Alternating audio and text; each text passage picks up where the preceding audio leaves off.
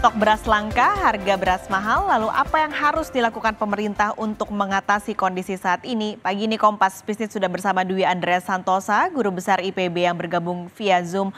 Pak Dwi, selamat pagi. Mas Galis, Iya, jadi ini karena kekeringan, Pak? ya enggak lah. Kekeringan kan sudah berlalu sebenarnya. Hmm. Ya memang tahun 2023 kita mengalami situasi yang kita sebut sebagai El Nino. Iklim kemarau yang berkepanjangan kan ya. Dan pada saat itu kita melakukan impor 3,3 juta ton. Tahun 2023. Asumsi yang diambil ketika memutuskan impor 3,3 juta ton, asumsinya karena kita akan mengalami El Nino. Mhm. Lalu sehingga diprediksi pemerintah saat itu menyatakan bahwa akan terjadi penurunan produksi yang sangat tajam tahun 2023. Kita bisa lacak pernyataan tersebut kan yang disampaikan oleh teman-teman di pemerintahan. Tapi kenyataannya kan nggak demikian, Mbak. Mhm. Kenyataannya turunnya produksi hanya 0,65 juta ton dari BPS, rilis BPS. Hmm. Impor 3,3 juta ton, turunnya produksi hanya 0,65 juta ton. Saya nggak paham mengapa kok perhitungan bisa sejauh itu melesetnya kan. Nah, memang sejak bulan Juli tahun lalu harga beras mulai merangkak naik Mhm. kan, merangkak naik. Lalu sebenarnya sudah mencapai puncaknya di harga beras itu di bulan Oktober. Dan Oktober mulai melandai harga beras ya mungkin karena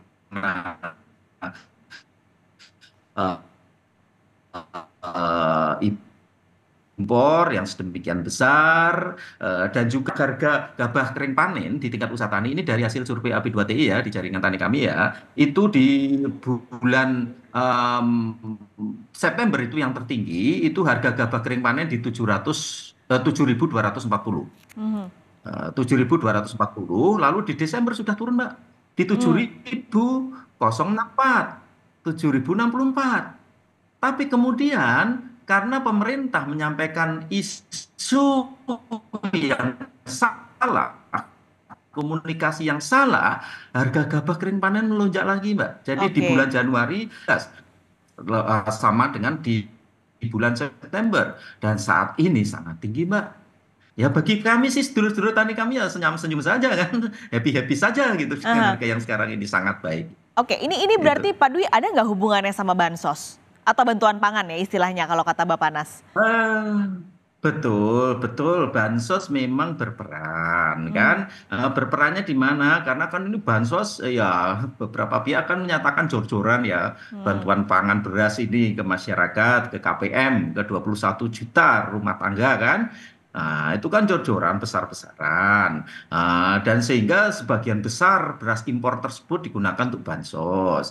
Nah, karena sebagian besar digunakan untuk bansos, sehingga stok yang dipegang pemerintah untuk intervensi kan mengecil kan. Hmm.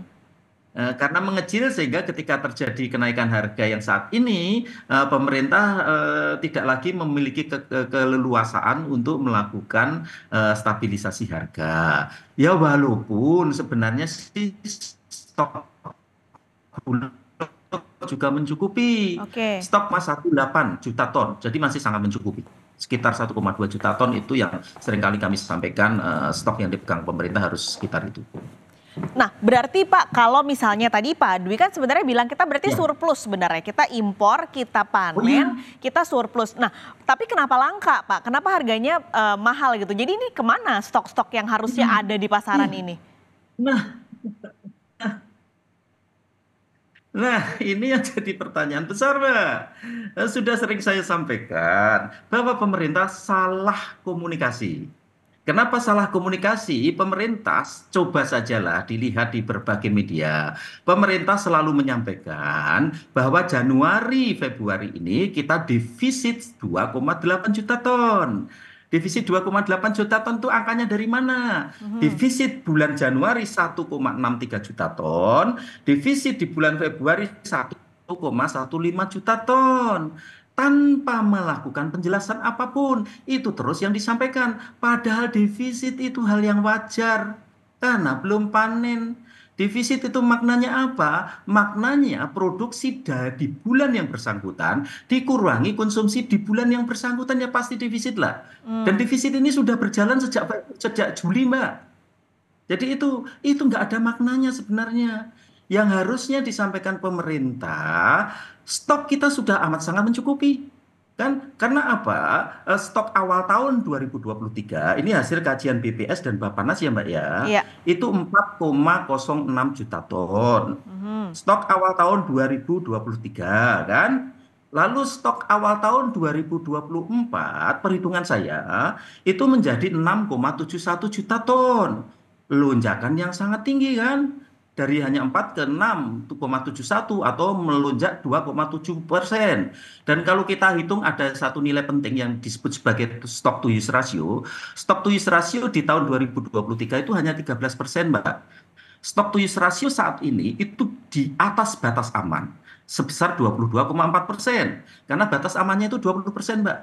Itu hitungan saya loh ya. Kalau Oke. hitungan Badan Pangan Nasional 7,4 juta ton, Mbak. Jadi harusnya pemerintah jangan menyatakan seperti itu. Harusnya pemerintah menyatakan berstok beras nasional sangat mencukupi.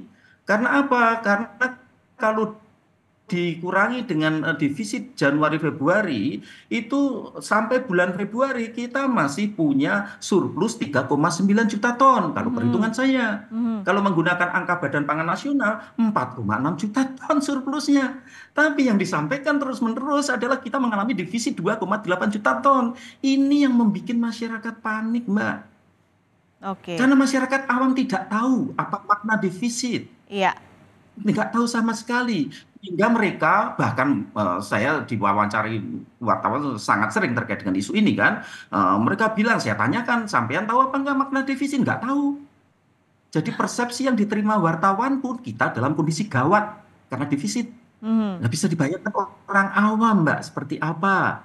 Oke. Kan? Nah, sehingga ini yang menyebabkan harga beras kemudian melonjak di bulan Januari Februari ini. Mhm. Dan harga gabah kering panen, Mbak, kalau Januari tadi rata-rata di 47 kabupaten ya, yang survei AB2TI ya, itu di 7.219.